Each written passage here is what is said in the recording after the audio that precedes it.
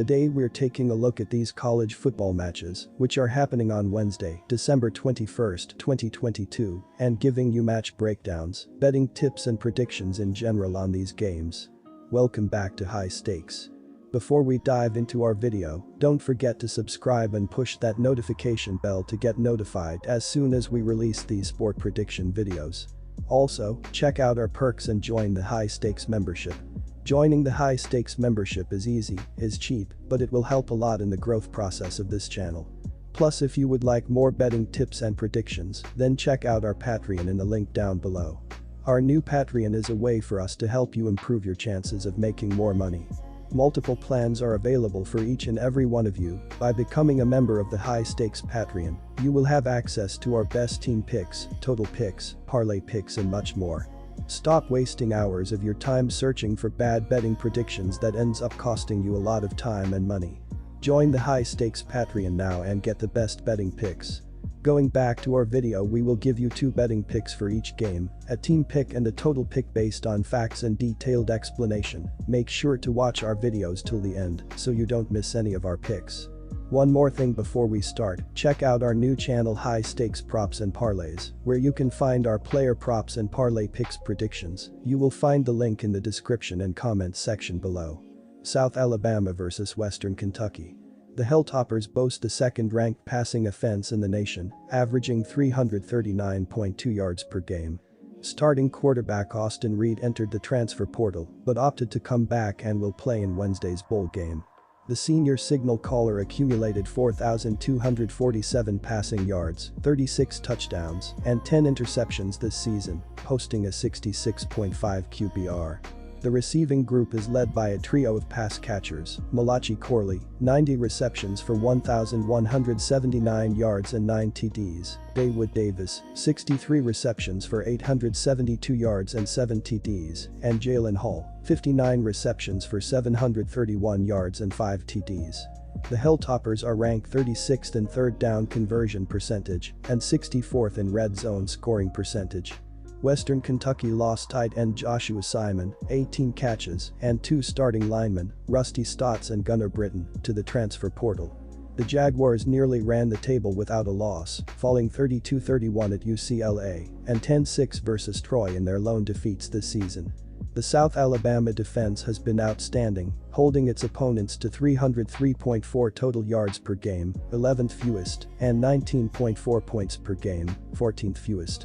USA's run defense is 4th best in the country, 87.6 rushing yards allowed per game.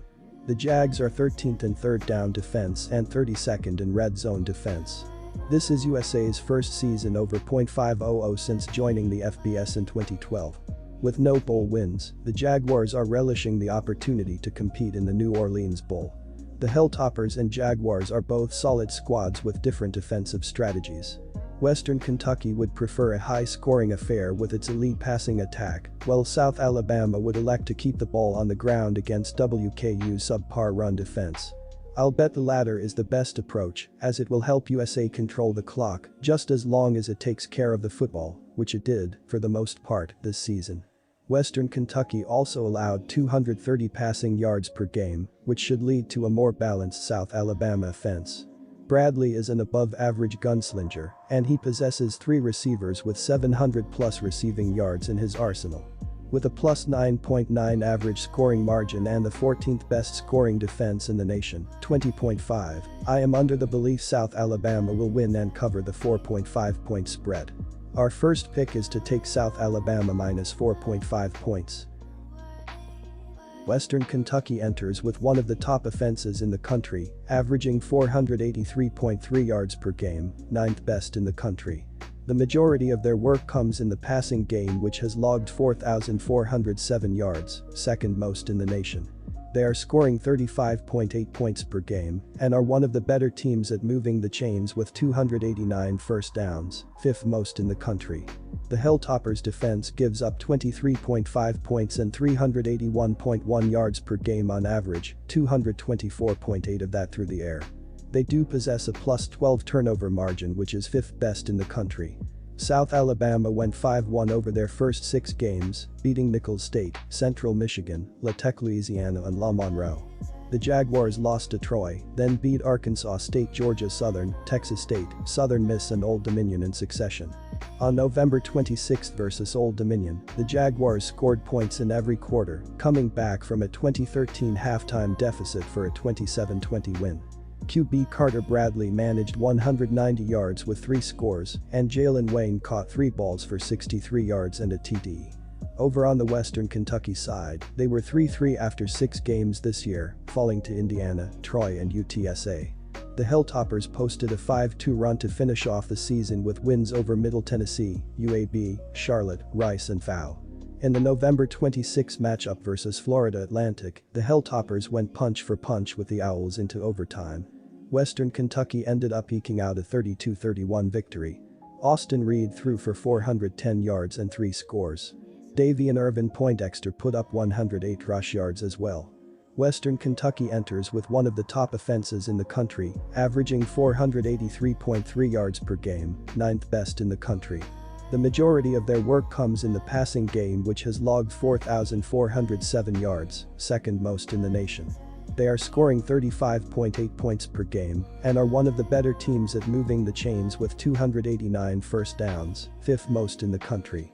The Hilltoppers' defense gives up 23.5 points and 381.1 yards per game on average, 224.8 of that through the air. They do possess a +12 turnover margin, which is 5th best in the country. Wide receiver Malachi Corley has proved one of the better pass catchers across the land. The sophomore has 90 catches, 7th most, and his 1,179 receiving yards are 6th most in the country. He averages 6.8 catches per game, 6th best mark. 3 times this season he has had 10 or more catches, and he eclipsed 100 receiving yards 5 times. He will again be of the utmost importance to an offense that has lost a few bodies. The Hilltoppers saw quarterback Austin Reed and linebacker Jax Evans both enter the transfer portal, only to withdraw and return to the team. They did however lose tight end Joshua Simon and starting offensive lineman Rusty Stotts and Gunnar Britton to the portal. On the bright side, they have no major injuries to report ahead of this game. South Alabama has had 7 of their games go over this season, and over their last 4, 3 have gone over and 1 pushed. Since I like them to dictate the game for the most part, I expect they keep this trend going. Both teams can score, and though the Jaguars' defense should be the difference maker in this game, the Hilltoppers still have plenty of offense to break through a few times. Combined, these two teams are nearly 10 points over this total. It's the final game of the season, so time to let it all hang out for both sides. Our second pick is to take the over 56 points.